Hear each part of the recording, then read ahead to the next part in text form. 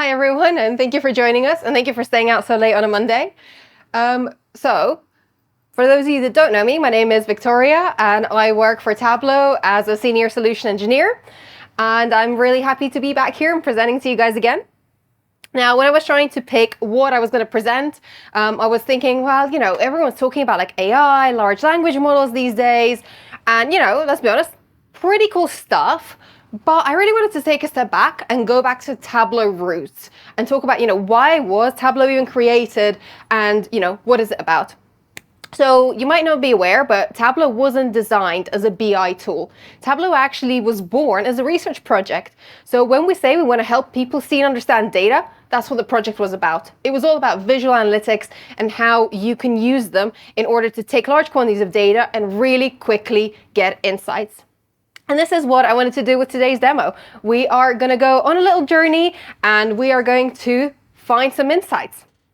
And our story starts in Australia. In 2015, the Australian government passed a new law and it said every telecoms company has to keep up to 2 years of data for all of their users. Now, obviously, people were a bit like, oh, we're not comfortable with this. What are you going to do with this data? It's probably going to be PII data. And this is when the Prime Minister at the time, Tony Abbott, he comes out and he goes, oh, you shouldn't worry, guys. It's just metadata. So it's data about data. And there's nothing personal you can derive from that metadata. And this is where we meet our protagonist of today's story. This man, this is Will Ockenden, and he was actually a journalist for ABC. And what he did was he took 1 year of his own personal cellular metadata and he gave it to the public and said, okay, what can you find out from this data? And that's what we're going to do today. So let me pull up my Tableau. So over here, I am just going to connect to a text file. And over here, we can see this is Will's entire metadata for approximately a year. But don't worry, we'll dive into this. So the first thing I want to do is I'm just going to really quickly show you what the data looks like. So we have our cell tower location, that's the name. We have cell tower latitude, and I'm just going to really quickly change this to longitude. Now, I don't know if you guys have been listening to the Serial podcast. If not, go listen to it. It's amazing. But if you haven't and you're not sure how the cell towers work, so whenever somebody contacts your phone, either they call you or message you or you contact them or you go on the internet, it will connect to the nearest cell tower and it will do a ping. And that's what these cell towers, latitude and longitudes are. So even though we can't pinpoint exactly where you are, we know roundabouts where your phone is located. And obviously, when we're within a city, these cell towers are pretty close together, so we can pretty much track whereabouts you've been. And the other thing that is worth pointing out here is this COM identifier.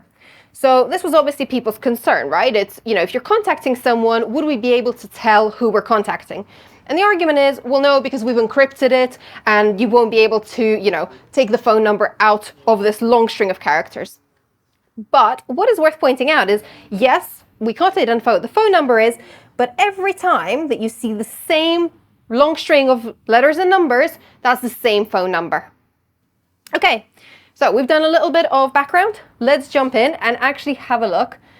What can we find out about Will? And I'd really love it if I could have some audience participation. I know it's like Monday and everybody's probably a little bit tired, but does anybody want to throw out something that they think I should start with?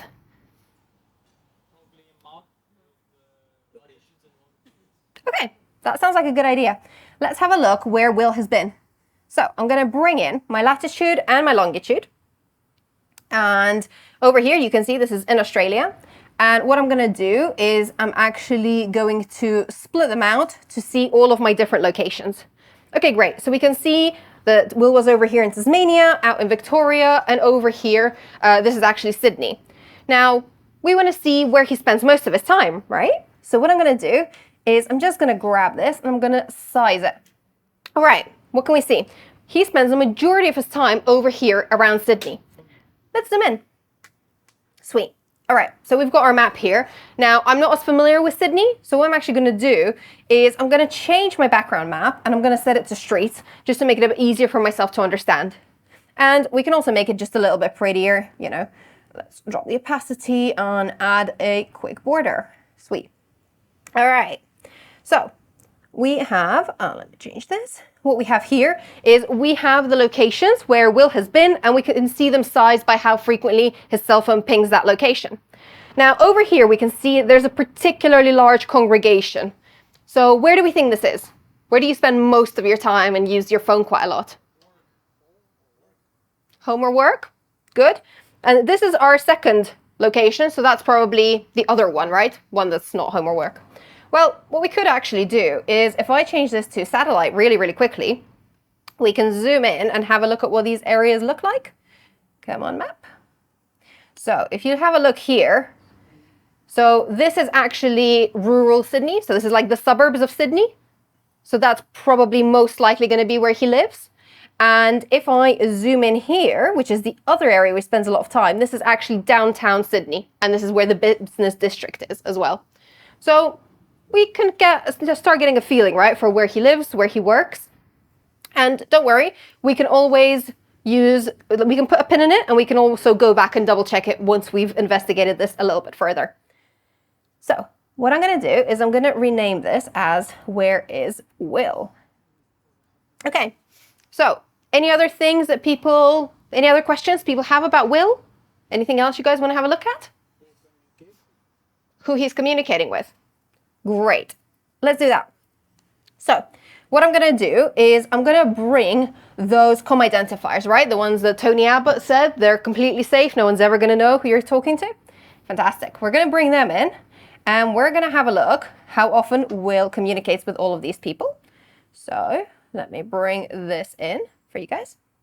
And I'm just going to sort them really quickly. And I'm going to select just the top 5 because let's focus on these people. Okay, sweet. So the first thing we notice, the top one is a null.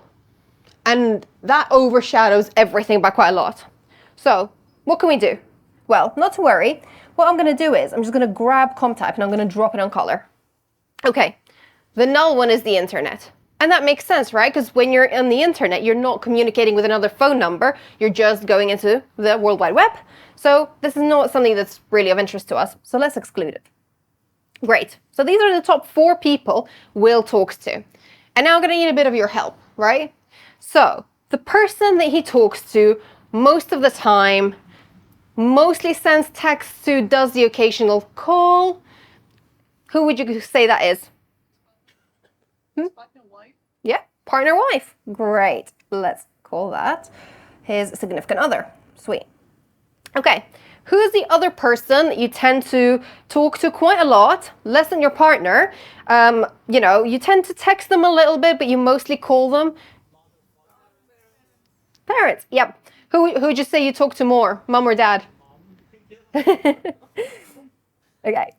So I will say mom here, and I will say dad here.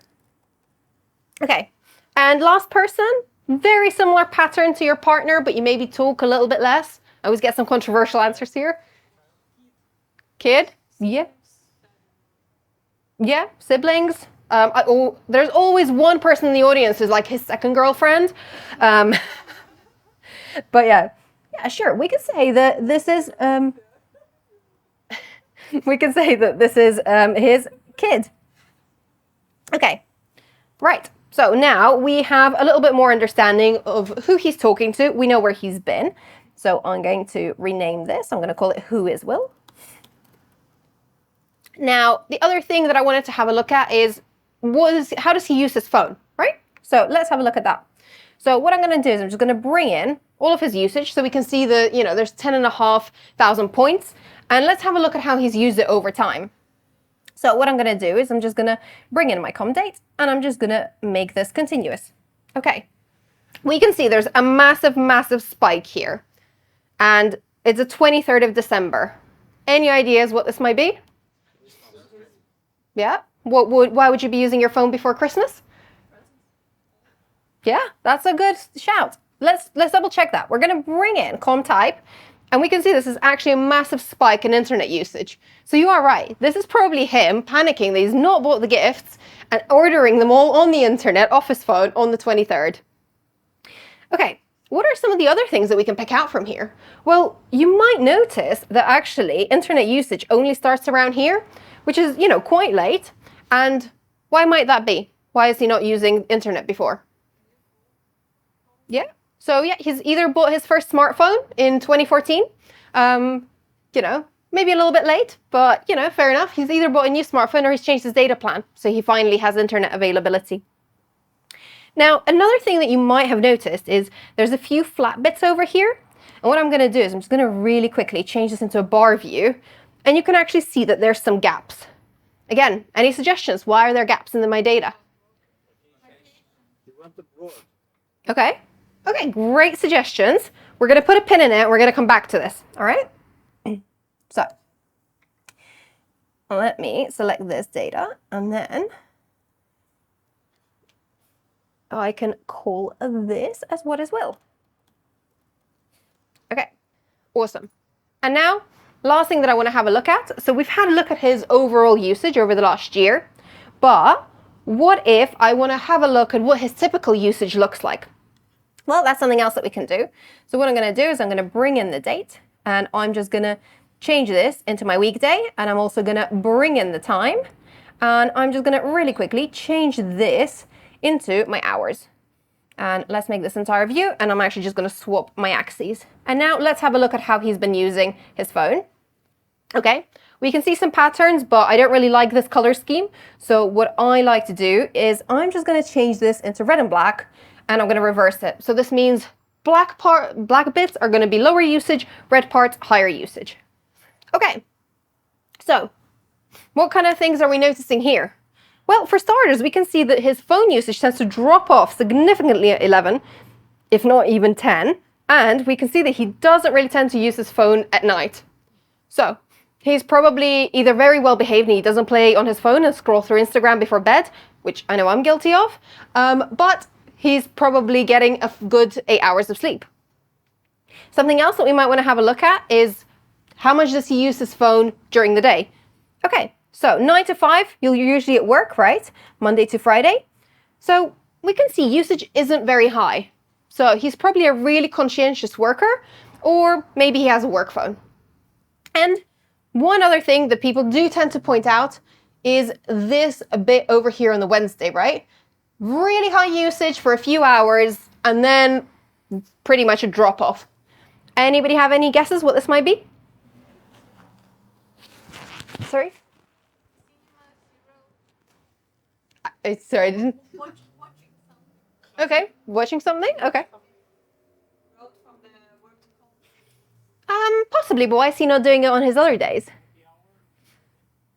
Okay. Is there anything you guys do like every week, regularly? Yeah? Gym's a great guess, but would you be like texting loads of people before you go to the gym? Being like, check me out? Yeah, possibly. Okay, they're all good ideas. Let's see if we can actually dive into this a bit deeper a bit later. Okay, so that's a great guess. We'll come back to that one. We'll come back to visiting parents. So I'm going to call this when is will. All right. So really quick recap. What have we looked at? We've looked at how he's been using his phone over the last year, what his typical usage patterns are. We've made a few guesses as to who he's talking to. And finally, we've had a look at where he's been. But now the real magic happens. What if I put all of this data together? So let me create a dashboard, and I'm going to bring in all of the things. So who is Will? I'm going to bring it where is Will? And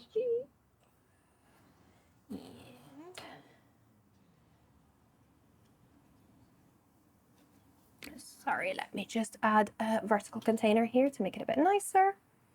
So I'm going to put this here. And then, there we go. Delete this container. Make this a little bit bigger. Make this a little bit smaller. Sorry, I do get really obsessed with my layouts.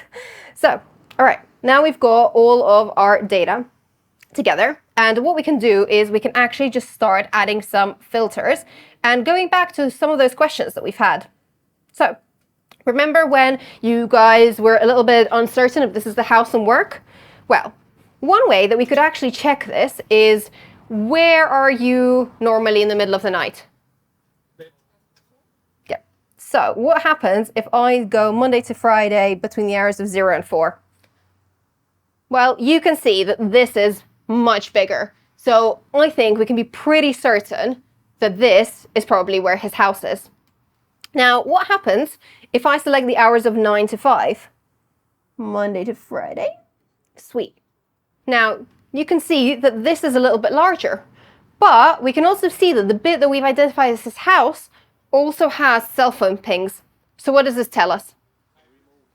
Exactly. He's a hybrid worker. Even back in 2014, he's probably splitting his time between the downtown Sydney office and his home. Okay. Now, remember you guys weren't sure about this gap in the data, and we were guessing like, is he going to the gym? Is he seeing his parents? Well, let's have a look. So if I select this particular bit, and we know this is his work, so let's zoom in here, right? We know this is his house. So where is his cell phone usually pinging? And we notice this. Can anyone tell me what this is? Cricket. It's a cricket pitch, yeah. So we can probably say what he's been doing is he's texting his mates and telling them to meet him down at the cricket pitch, and then he plays cricket on Thursday afternoons. Okay, so let me zoom back in here. Now, another question we had is, why were there gaps? And somebody said maybe he broke his phone because he's really clumsy and he's broken it twice, once for an entire month. But should we have a look if we can find where he was on the last day before his phone broke? Well, I'm just going to select this over here. Okay, so what can I see? He probably got up around 9, and then he went to this place over here. And what we can actually do is, I'm just going to change this into streets to make it a little bit easier for everybody to see what this is.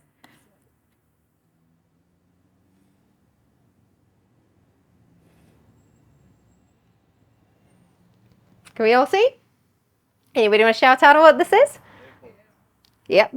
And he's actually in the international department as well. So this would line up with what we saw here, right? He was traveling at about 9.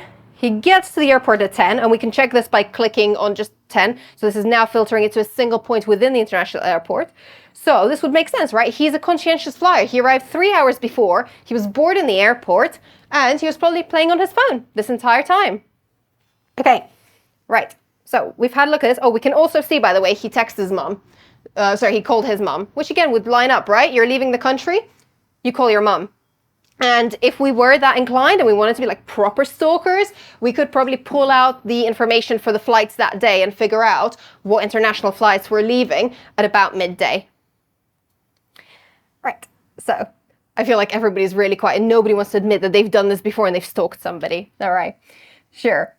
Okay, now, one last thing that I wanted to have a look at. You said he's visiting his parents. Well, we know he calls his parents quite a lot. And let's see if we can find where his parents might be. So what I'm going to do is I'm just going to clear all the points on this map. And I'm going to remove this. Now, what is the one day that you would probably spend with your parents? Yep, Thanksgiving, Christmas. It's Australian, so we're going to go for Christmas. Right. So let me just select these dates. And then say keep only. And then I'm just going to select the 25th. Now, we can see that all of his phone calls are around this area, which if we zoom out is Tasmania. So this is probably where his parents live. And also, he only had a couple of communications with them, which would make sense, right? You're probably like popping out to get some last minute things that you've forgotten. You're calling your mom being like, did you want like this cheese or both cheeses? Right. So let's do a quick summary of what we have seen today. So in the last, 20 minutes, we have found out that Will is terrible at buying presents. He's really last minute. He got his first smartphone in the middle of 2014. We know that he probably plays cricket on Wednesdays. We know that his parents probably live in Tasmania. We know that he's done 2 big trips where he's left the country. And, we can keep digging, right? So Not really what Tony Abbott said, right? No, we could actually find out quite a lot about what the person's been doing based off their metadata. Now, what did Will have to say about this? Well, Will actually said, the public's analysis has been at times scarily accurate. They've trolled through everything very, very thoroughly. A year of my life has been given a good going over. They picked up on major trips, work types, habits, and even more. So, I'm going to leave you with this. A, don't trust your Prime Minister when he says that this data is completely safe, because they're clearly lying. And two, I hope that you guys got a good feel for how powerful visual analytics can be, because we've taken this data set that you've not seen before, and you told me what to do. I didn't tell you what we were going to investigate, and we were able to find out so much in such a short period of time. So, yep, AI is fantastic, but don't forget the power of just some great analytics. Thank you so much for having me.